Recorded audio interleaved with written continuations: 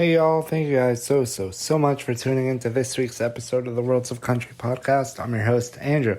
On today's episode, I'm joined by Charly Reynolds to talk all about the past year of her musical journey, her new single Rodeo, and so much more. Hope you guys enjoy this one. I know I really did. Talk to you guys next time. Hey Charly, how are you? Hey, I'm good. How are you doing? I'm doing good. What have you been up to lately? Oh man, just working and getting stuff ready for the next single after Rodeo released and the music video released. So currently working on the next one that will be coming out soon. So what has the dream sort of looked like over the past couple months? Oh my gosh. Well, I have a team now, which is amazing. I love them so much. They're like my family. And we've just been working our butts off, hustling and trying to. I've been playing a lot. I actually did get sick this summer for like 6 weeks with bronchitis, but tried not to let that, hold me back. But it's all been going good. We've traveled a little bit, went to Texas and played some shows, and I'd never been to Texas, so that was fun. But yeah, just rolling with the new releases. So what's it been like now to have a team around you and sort of have to let go of certain things that you were doing before? Yes. Oh my gosh, it's funny you touch on that. I definitely have had to learn to let go of a little bit of control and let them do their job. It's because for so long I've always done everything, and now they're the ones that have taken control of some of those things, which is great. For me, it really is. I've just definitely had to learn how to let go a little bit and how to trust other people to get it done. And they're obviously the best people that I could have ever dreamt of working with. So that's been awesome. And I know I can trust them to do the best stuff for me that they can. So, but it keeps me busy and it keeps me motivated and on my toes because if it's just me doing all my work, then I could slack and I could do whatever I wanted. But now they keep me in check. You need someone to keep you honest sometimes. I guess, yes. So, how did you sort of find this group of people that you feel like at this point you could trust with everything you got going on? Yeah, so I actually just through mutual friends. My manager, we were set up through a mutual publisher friend, and she was like, I think y'all will work great together, blah, blah, blah. And we had a meeting, and our first meeting was like 3 hours long because we just got along so well. And then my publicist, Ryan, my manager, actually found her, but then she actually works with one of my close friends as well. So just through mutual people. So, have you ever like found yourself sort of trying to take back that control that you let go of, or have you been able to sort of divorce yourself from those aspects that you've given over to them? Yeah. In the beginning, I definitely just didn't know, you know, what I was supposed to let go of because I'm just so used to being involved in every single aspect of everything, which I like to be involved, and they do keep me in that. But there are some things that I don't really need to be involved in, and so I've just learned, if I need to be there, you tell me. If I don't, then that's fine. I've just learned how to be okay with that, and at first was a little bit challenging, but now it's definitely great. It must have felt like there was something you had to do that you weren't doing, and Yes, exactly. Like I felt, like I was missing something, like felt like I was missing out on something, but they're taking care of it because they're just the best. So it's been good. so you mentioned your new single Rodeo a little bit before. Could you tell us the story behind that song and how that song came together? Yes. So I wrote it with Nicole Croteau, one of my best friends, and Sean Cook. And um, honestly, it was just such a fun song to write. When we went into the write, it was a later write. I think we started at like 6 o'clock at night. And it was Nicole's idea. And she had it. And I was like, I love that. Let's roll with it. Let's make a story. And, you know, it's just, I think, relatable because, you know, it's relatable to some girls at bars when a guy comes up and hits on you and you're like, I know what your intentions are. You know, you can tell sometimes.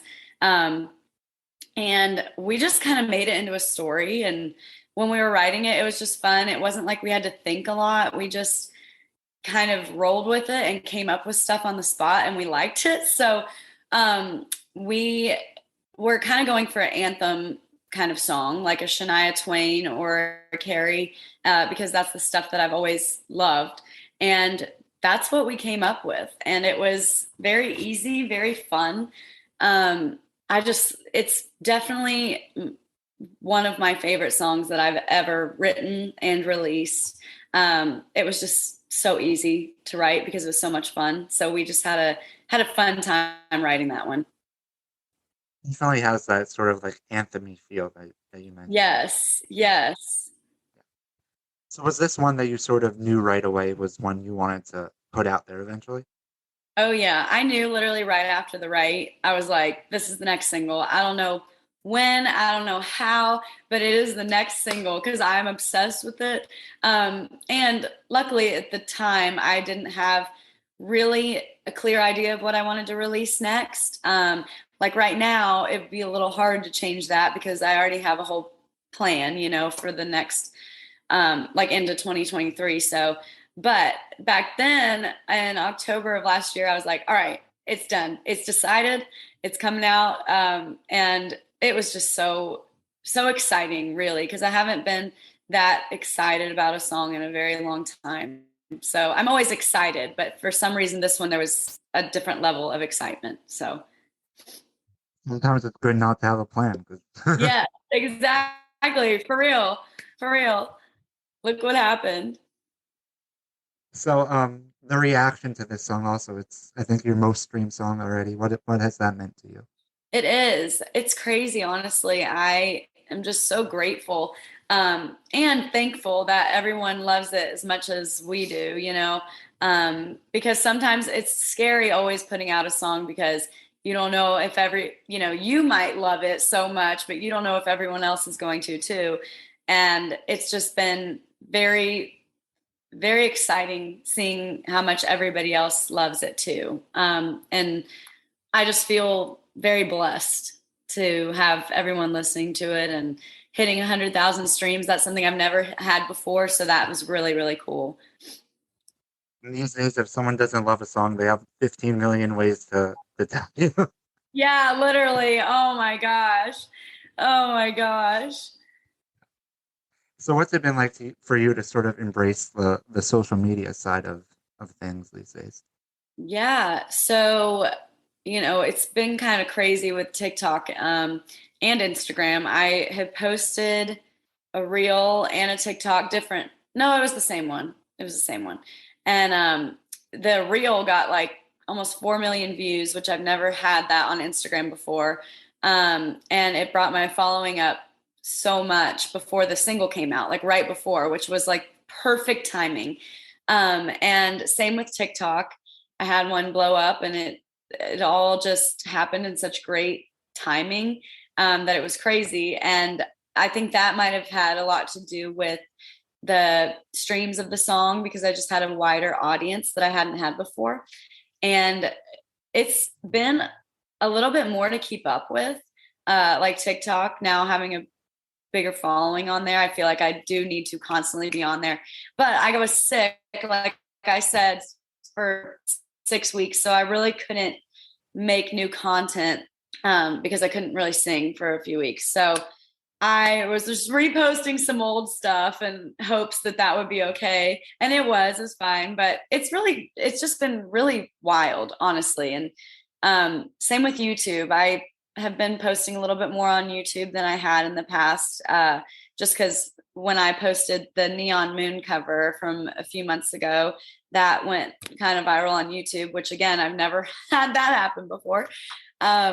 So it just brought a new audience there. So I'm like, okay, I need to, really focus in on every platform and not just one. That way I'm engaging with everyone on all social media platforms. It's crazy though, because you have to create like a little something a little bit different for each Yes. platform. Yeah. Yes. It's crazy. Like it's like you have to create the same thing, but just a little bit. Slightly different.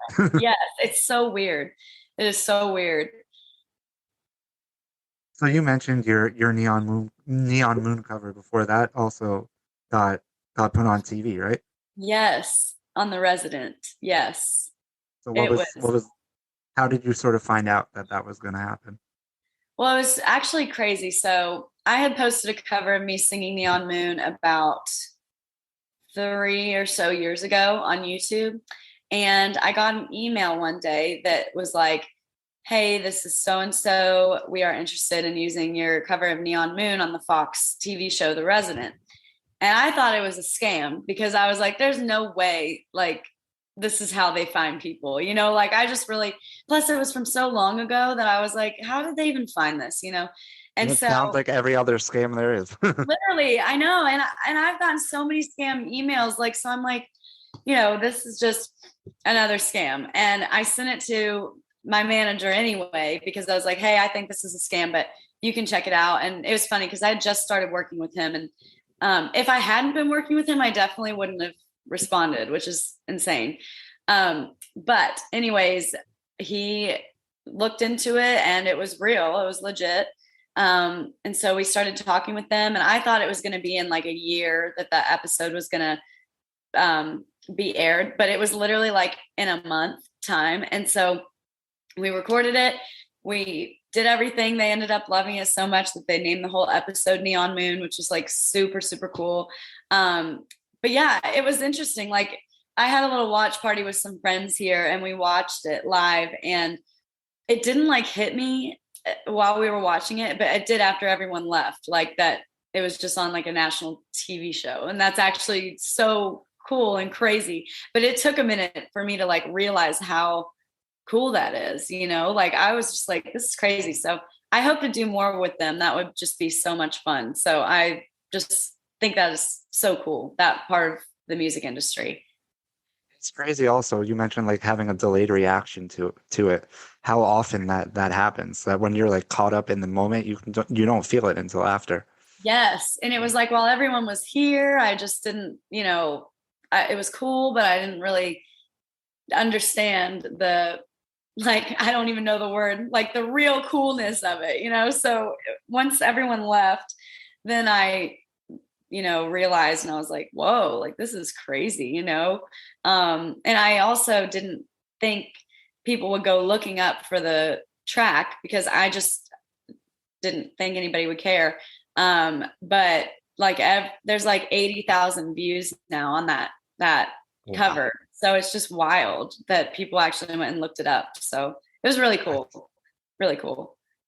You also mentioned before about how before this happened, you had just started working with your manager, and before you released Rodeo, how your following increased on every platform. It's crazy also how the timing Yeah. of everything sort of worked perfectly. It it did. It really was like all in the best possible time frame that it could have been. Yeah. It was wild. And it was I was just we were so thankful for that. Like, it was just the perfect, it couldn't have been more perfect, really. You spend years working I for think it, I and then all of a lost you for a sudden second. it all sort of clicks. Yeah. Yes. And I was like, I have a lot of friends that are like, TikTok just doesn't work for me or whatever. Instagram reels, they just don't do anything. And I'm like, look, I've been doing it consistently for 3 years and have had no luck until this year. So I'm like, you got to keep, even though it's annoying, like, and even though it's a lot of time for maybe no payoff for a few years, eventually it will. And then you'll be so happy. And because I tried to tell him, I'm like, look, y'all, it did not just happen like that. I've been on the app since 2019 on TikTok, and I've never, had any crazy viral videos or nothing like that until now. So you just got to keep working at it. Yeah. Eventually the dam's got to break. Yes, Yeah. exactly. Yeah. Exactly. So what would you say has have been some of the bigger lessons you've learned over this past year of your journey? Oh, wow. Well, that's a hard one. I mean, definitely that if you don't believe in yourself, no one's going to believe in you. Or how can you expect other people to believe in you if you don't believe in yourself?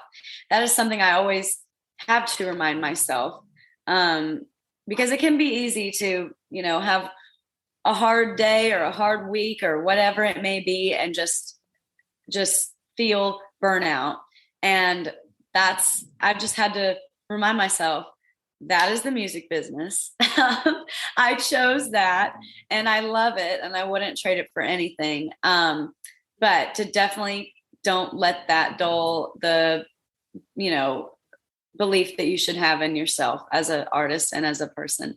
Another thing is to not let yourself get too busy, to, remember some important things like family and not have time to go do a self-care day, like just to decompress. So to not get too busy, to, give yourself some family time and some self-care. So, because I can become a workaholic at times. And so I get distracted and too busy and, too all over the place for anything. And so you just got to learn to decompress. But when I'm on vacation, I'm on vacation. So that's at least one good thing that I can do. But there's always got to be balance in every career that you're in. So that's one thing I'm definitely learning. The first thing you mentioned about sort of believing in yourself, do you feel like surrounding yourself with a team that also believes in you has helped you sort of not get too down on yourself when those times do come up? Yes, for sure. They are very encouraging people. And I, if I'm scared or nervous for an event to sing at or whatever, I don't usually say no, but sometimes I might want to, if it's really nerve-wracking. But they, always are very encouraging and, telling me that they believe in me, that I can do it. And it definitely helps having those people around, just bringing you up and constantly encouraging you to do your best and knowing that you can do it. So for sure. So, sometimes when we can't do it for ourselves, we need that little push. Yes. A little nudge. Yes, for sure. Yeah. So what would you say has been the biggest win of your career so far? Oh my gosh, that's another hard question.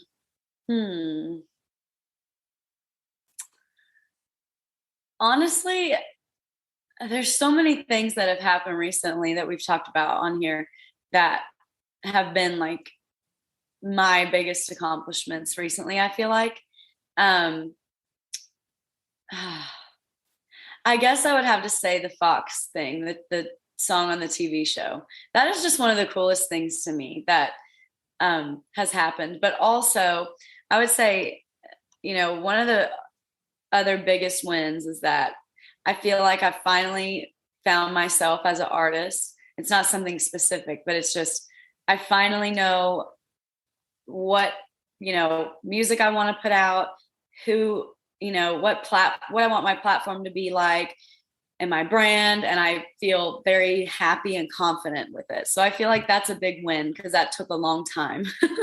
So that's definitely a big win. But the Fox thing is obviously like one of the, I'd say, like coolest achievements so far, for sure. Discovering yourself as an artist is sort of like the biggest thing you could do at the end of the day.